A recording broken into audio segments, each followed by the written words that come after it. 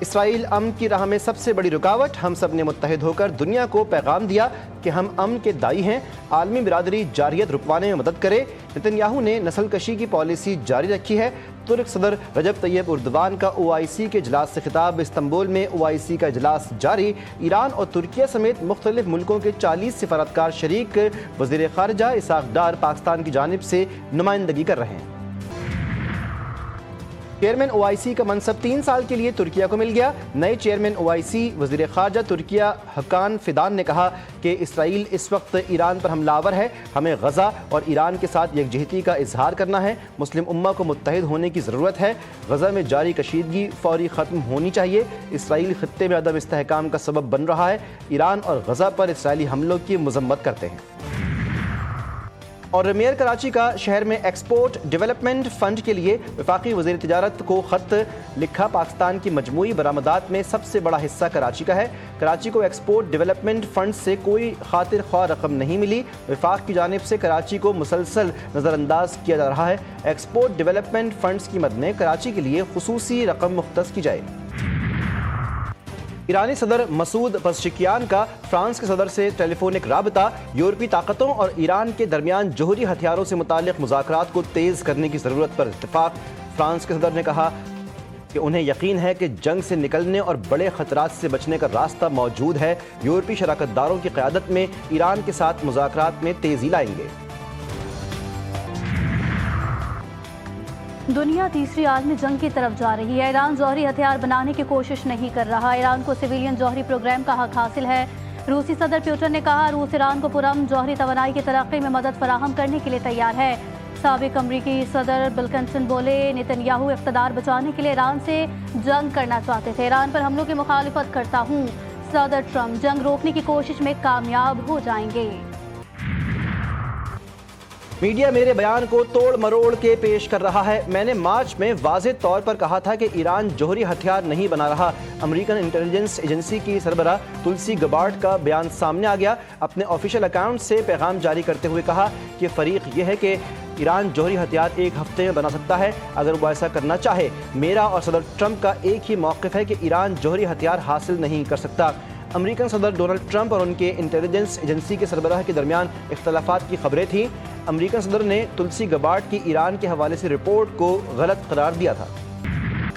Tehran سے بات کریں گے، دیکھتے ہیں کیا ہوتا ہے۔ مذاکرات سے پہلے سیز فائر چاہتے ہیں، ایران میں زمینی افواج اتارنا آخری حل ہوگا۔ امریکی صدر ڈونلڈ ٹرمپ کی نیو جرسی میں صحافیوں سے گفتگو، کہا پاک بھارت جنگ رکوانے پر مجھے نوبل انعام ملنا چاہیے، پاکستان کے ساتھ تجارتی معاہدہ کرنے جا رہے ہیں۔ ایران کے ایٹمی ہتھیاروں سے متعلق انٹیلیجنس ایجنسی کے سربراہ تلسی گبارڈ کا بیان غلط قرار۔ حکومت پاکستان نے صدر ٹرمپ کو نوبل انعام 2026 دینے کی سفارش کر دی۔ حکومت پاکستان نے کہا ہے کہ ٹرمپ کی مداخلت سے خطے میں جنگ ٹل گئی، ورنہ تنازع سے خطے میں تباہ کن نتائج ہوتے۔ صدر ڈونلڈ ٹرمپ کو فیصلہ کن سفارتی مداخلت اور کلیدی قیادت کے اعتراف میں نوبل انعام ملنا چاہیے۔ عالمی برادری نے بھارت کی بلا اشتعال جارحیت دیکھی جو علاقائی سالمیت کی سنگین خلاف ورزی تھی، دفاع کا حق استعمال کرتے ہوئے آپریشن بنیاد مرصوص کیا۔ مسئلہ کشمیر کے حل میں صدر ٹرمپ کی مخلصانہ پیشکش بھی قابل تعریف ہے۔ امید ہے صدر ٹرمپ علاقائی اور عالمی استحکام کے لیے کوششیں جاری رکھیں گے۔ مشرق وسطیٰ کے بحران بشمول غزہ میں انسانی المیہ اور ایران میں بگڑتی ہوئی کشیدگی میں ٹرمپ اپنا کردار ادا کریں گے۔ دفتر خارجہ نے بھارتی میڈیا کے سیز فائر سے متعلق دعوے مسترد کر دیے۔ ترجمان کے مطابق پاکستان نے نہ تو جنگ بندی کی درخواست کی ہے نہ ہی خواہش ظاہر کی۔ وزیر خارجہ اسحاق ڈار نے واضح کیا کہ پاکستان نے صرف اپنے دفاع کا حق استعمال کیا۔ ترجمان نے بتایا کہ جنگ بندی میں سعودی عرب اور امریکہ نے کردار ادا کیا۔ 10 مئی کی صبح بھارت نے سیز فائر کی خواہش ظاہر کی، جس پر پاکستان نے امریکی اور سعودی رابطوں کے بعد رضامندی دی۔ وفاقی وزیر اطلاعات عطا تارڑ کی ثنا یوسف کی رہائش گاہ آمد۔ وفاقی وزیر اطلاعات کا لواحقین سے اظہار تعزیت، کہا کہ ثنا یوسف کا قتل ٹیسٹ کیس ہونا چاہیے، ملزم کو سخت ترین سزا ملنی چاہیے، کیس کو منطقی انجام تک پہنچانے کے لیے قانونی ٹیم تشکیل دی جائے گی، سوشل میڈیا پلیٹ فارم کا ذمہ داری سے استعمال ہونا چاہیے۔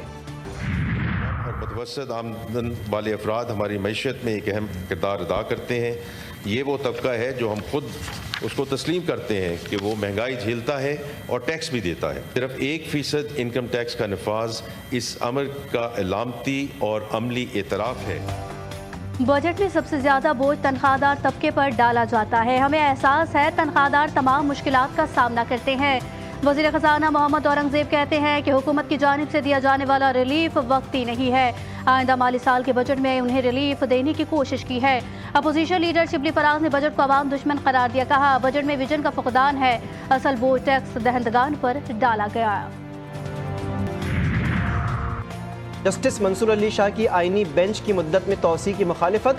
जस्टिस मंसूर अली शाह ने लिखा, खत सामने आ गया है, 26वीं तरमीम केस के फैसले तक आईनी बेंच की मुद्दत में तोसी ना की जाए। 19 जून के इजलास के लिए पाकिस्तान में दस्तयाब नहीं, तवक्को थी कि अदम दस्तयाबी पर इजलास मौखर किया जाएगा।